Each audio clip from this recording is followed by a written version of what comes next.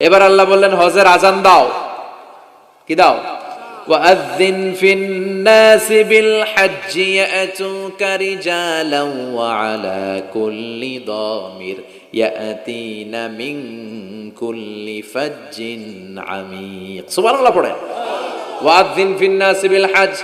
ইব্রাহিম কাবা ঘর বানালাম, ঘরটারে ঝাড়ু দিয়ে তাওয়াফকারী, রুকুকারী, সিজদাকারী, ইতিকাফকারীদের জন্য পরিচ্ছন্ন করলা। এবার হজের জন্য আজান দাও। হজ যে করা লাগবে একটা ঘোষণা দাও। সাইয়েদনা ইব্রাহিম বলে, আল্লাহ এমন জায়গায় ঘর বানাতে বললেন এখানে মানুষ নাই, প্রাণী নাই, কেউ নাই, কাউরে দেখা যায় না, কার সামনে হজের ঘোষণা দেব, হজের আজান দেব?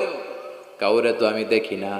আল্লাহ বললেন, ইব্রাহিম তুমি একটা বড় পাথরের উপরে দাঁড়িয়ে হজের ঘোষণা দাও। দুনিয়ায় অবস্থিত সবগুলো মানুষের কানের মধ্যে ওই আজানের ঘোষণা আমি আল্লাহ পৌঁছে দেব। উনি দাঁড়িয়ে আজান দিলেন, ইয়া আইয়ুহান নাস ইত্তাখাযাল্লাহু বাইতান লিল হজ। আল্লাহ হজের জন্য একটা ঘর বানিয়েছেন, আসো আসো, যাদের সামর্থ্য আছে এসে হজ করে যাও।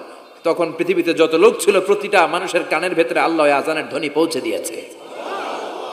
আমরা যারা ছিলাম না, আমরা ওই সময় ছিলাম, কইয়াছিলেন আলামুল আরওয়াহে, রুহের জগতে, রুহের জগতেও আমরা যারা ছিলাম আমাদের কানের মধ্যে এই ধ্বনি